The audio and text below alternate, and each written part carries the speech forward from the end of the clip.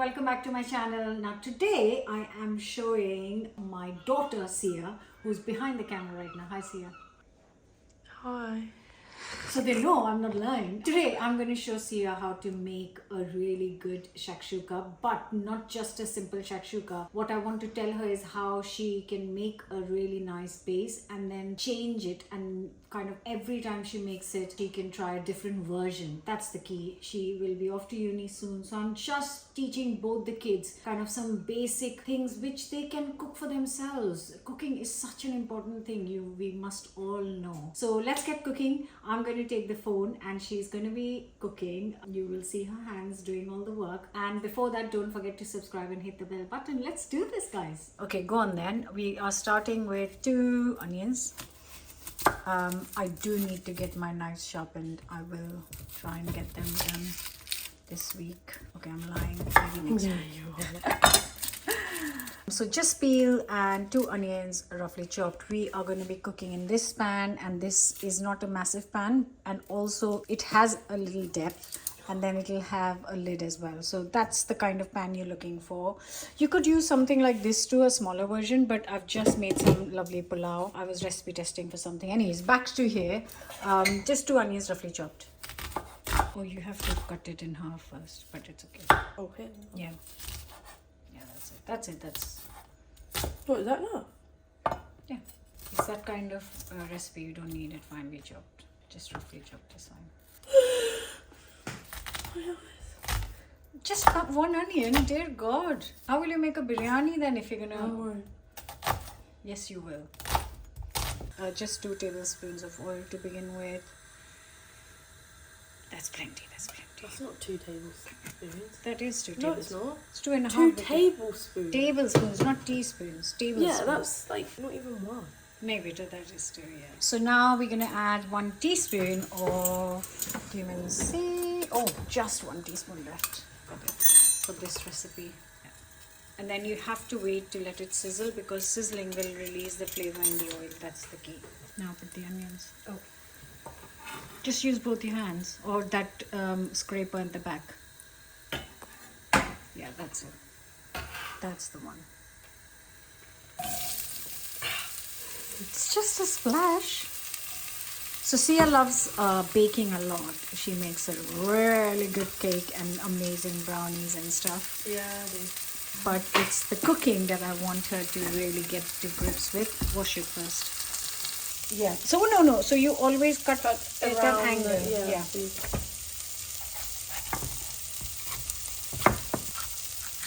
So 2 peppers. Now, one of the variations you can do is that you can use red is the best, but you can mix orange, yellow, all kinds of peppers, and actually green as well, though green is very strong, but it does taste really nice. So if you want to change your shakshuka sometime, just use different peppers. And you can also use red onions here, so you can make a nice version of it. Just cut it into. So now the kids are quite lucky that I have got ginger garlic ready for them. So we need around 3-4 garlic cloves here, and like a little piece of ginger. So I add 1 tablespoon, like a nice big tablespoon on that.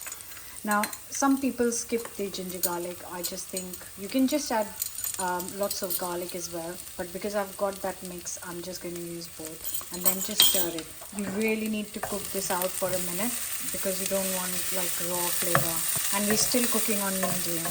Next we'll add our peppers in here. So now in go the peppers, and we'll just give it like a couple of minutes, because the key is not to overcook this, because we're going to add some tomatoes to this and then we'll cook it. There's no point wasting time. This is like a quick 30-minute meal. Right, so I've got here, Sia has got here a tin of chopped tomatoes, 400 grams, and they go in. And then just fill it half, so everything you need to get every little bit out of that thing. Right, go for it. So now it's really important that you cover and cook this on low medium heat for 15 minutes, and that's why we added water so that it doesn't burn, because we really need to cook everything out. It'll be good now, but it'll taste amazing if we've cooked 15 minutes. And once it's done, we'll add the spices. Timer on, please. So the timer has just gone off and it is exactly 15 minutes. Sia is ready with her spices. When you take the lid off, I told this to you as well. When you take your lid off, always don't just take it off and go, because the water will go everywhere. Just do this and then all the water goes back in the pan. Stir, and then we'll do the spicing. So it has dried out a little bit. It's thickened a little bit, which is what we wanted. That's why we added the water. Yeah. Otherwise it would have burned by now. And you need a little bit of liquid to cook the eggs, just tiny bit. So that's looking very good. Now one of the key spices is in shakshuka is ground cumin. Do you want a bit of chili? Yeah. We're adding 2 teaspoons of ground cumin. Really lovely, smoky, earthy flavor. Do you think you can cook a bit more than you? I think so. Yeah.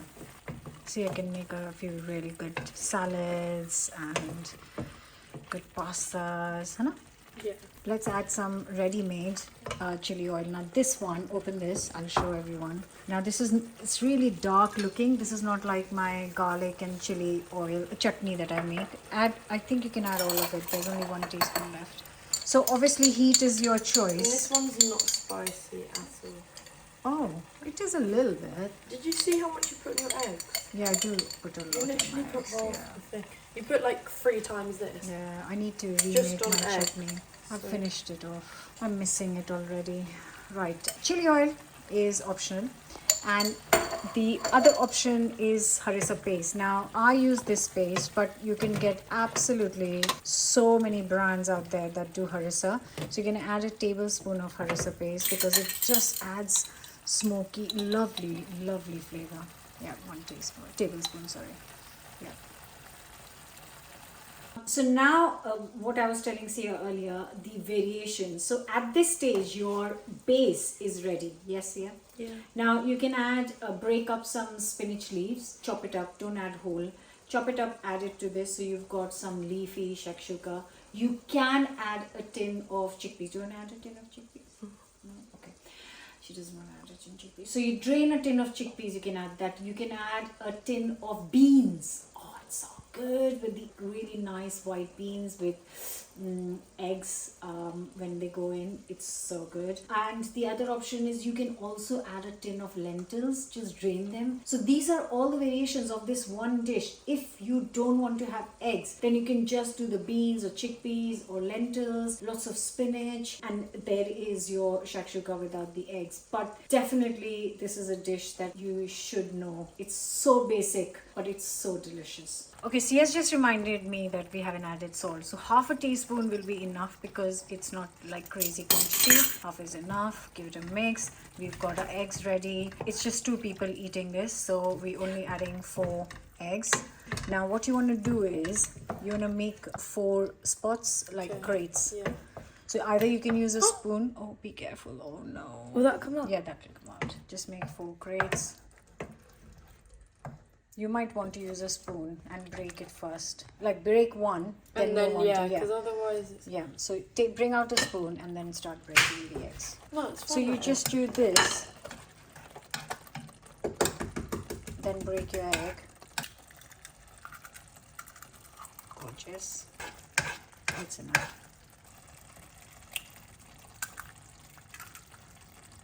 I can get some really nice angles because I'm filming. And it's not on the stand. I love it. Shall we do 3 eggs? 3? Yeah. Oh, right. Right. Lid on. And timer of 3 minutes because we really do want runny eggs. So while this is cooking, Sia's just gonna get a slice of bread for herself to eat with shakshuka. So we have found some dill in the fridge. There is coriander as well, but we this dill will be you're not holding the knife right. Oh yeah. Dill coriander, parsley, any herb. Oh my god, this smells so good. Oh, it smells amazingly fresh. Oh wait, now I can add a little bit. Okay, so these are looking quite done, Sia. The time has gone off too. Oh yeah. Okay, turn it off, turn it off. You're gonna sprinkle a little bit of pepper because it's good like this. Then sprinkle your dill. All of it. Yeah. Let's take it to the table. Oh, yum. That looks fantastic.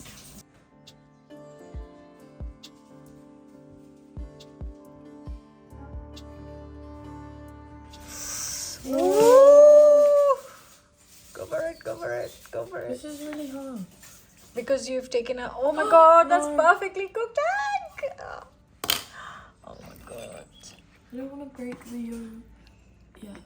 I don't want you to break the yolk either because you want to... Perfect. You want to do that? Oh my god, this looks so good, Sia. I can't wait that's to enough tuck it. Right. Right. Do you want to break into the yolk, please?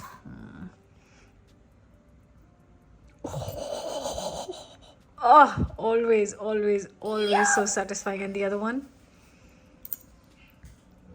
That is perfect looking egg. Okay, now go for it.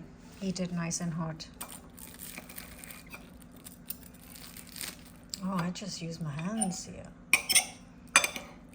Right, guys, I'm just taking a bite from Sia's plate so that I can tell you how it tastes. I know it looks insane. The eggs are cooked to perfection, like proper runny yolks and cooked whites. And yes, I am very hungry. Yeah. That dill just freshens it up. Obviously optional, but that's got like a really nice smoky flavor because of harissa and cumin, and actually not spicy at all. You're right, that chili oil is useless. Hope you're gonna try this. See, I did very well today. That's my bread done. I'm gonna be back here. What else do you think I should teach the kids? If you have any recommendations, leave in the comments, and I'll be back with one of these two who are standing behind the phone with a new recipe soon. Bye for now. Don't forget to subscribe. Bye.